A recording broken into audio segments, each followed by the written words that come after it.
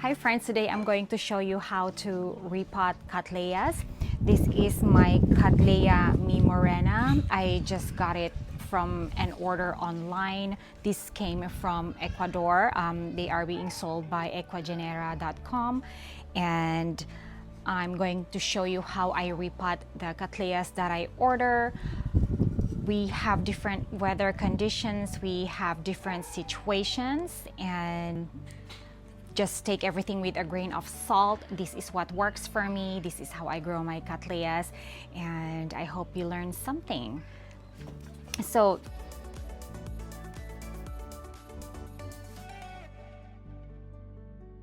this is a 6.75 inches pot. I get them from Lowe's. They are less than $5, and this is where I'm going to put my Cattleya orchid. I have lava rocks. It also serves as weights so that the terracotta pot doesn't topple over, and also they retain a little bit of moisture, but I like these because they are inorganic and they don't cause root rot. So I like using lava rocks. This one also, I buy them from the local garden store. You can get them from Lowe's and Home Depot. And never mind about the airplane. We live next to the airport, so forget about that. I'll try to edit out that one. So lava rocks, and I have orchids barks. I got these from Amazon. These are organics. These are organic media. As much as possible, I don't want to use organic media, but since this is a fresh import, I want my plant to be able to absorb more moisture so that new roots will grow. I'm probably going to repot this once I see that the media is starting to break down. But one thing I found about, of course, high quality orchid bark, this is not typically what I find in the big box stores. This is usually from private sellers or small time sellers. This one is from New Zealand. As soon as I noticed that the media is starting to break down, I'm going to repot them, and I'm probably going to repot it in leca and lava rocks because I tend to overwater my cattleyas sometimes, so I don't want the roots to rot. And I'm going to add a little bit of sphagnum moss because in my area, our humidity level tends to be really low. Right now inside my greenhouse, it's only 21%, so I had to turn on my humidifier. We went out of town for a couple of days, so I didn't turn it on because I haven't figured out how to set my humidifier in automatic mode, because that humidifier, it's a new one. My other one broke down, and I just got this new humidifier 2 weeks ago, but I haven't had the chance to play with it, so I'm not familiar with how to set the automatic ones.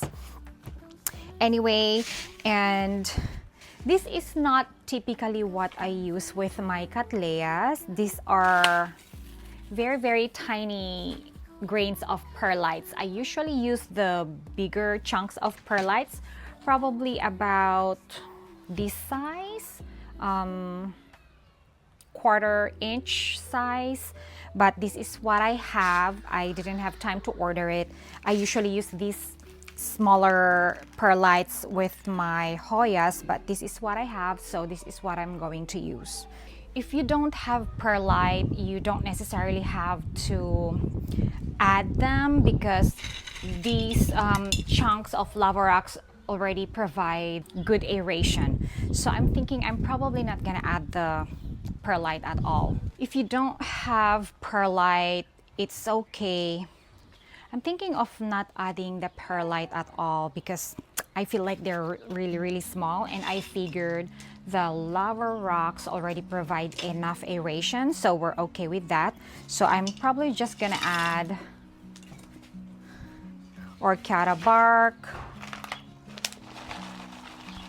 some lava rocks together, and then mix them together. I'm probably gonna add a little bit of charcoal, horticultural charcoal. That way it provides more purification. Let me add. I don't have enough space here, so never mind the small space. A little bit of horticultural charcoal.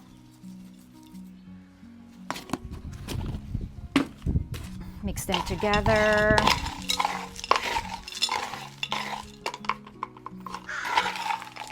Now I can start putting them here on my pot.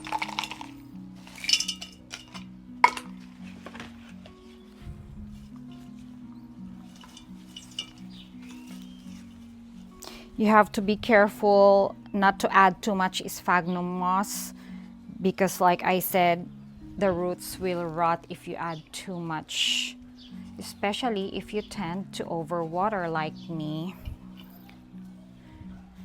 So, and also make sure that where the pseudobulbs are, you don't bury the pseudobulbs. You don't want them to rot as well. So make sure that you don't bury the roots too much. I mean too deep. So this is what we're gonna do.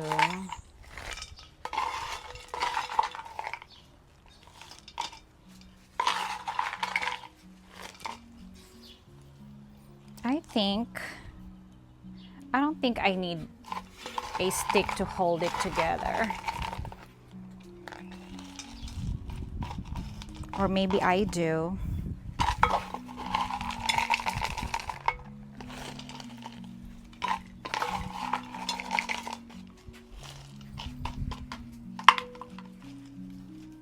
I'm also going to add a stake, that way it doesn't fall, and it also provides additional support. So I'm not sure if you could see it from there. So yeah,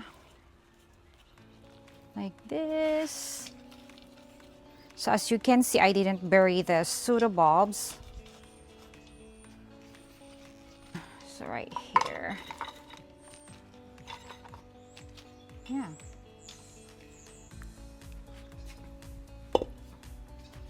So there you have it.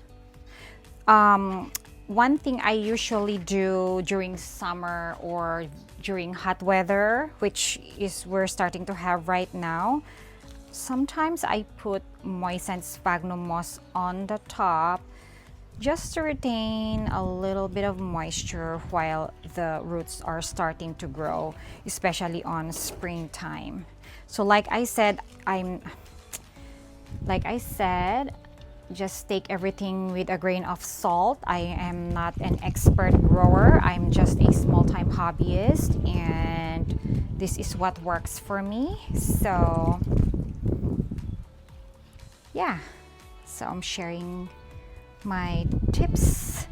And by the way, I grow my orchids here in central coast of California. We live in Salinas, which is in Monterey County. So yeah, here you go. So this is Cattleya Mi Memoria.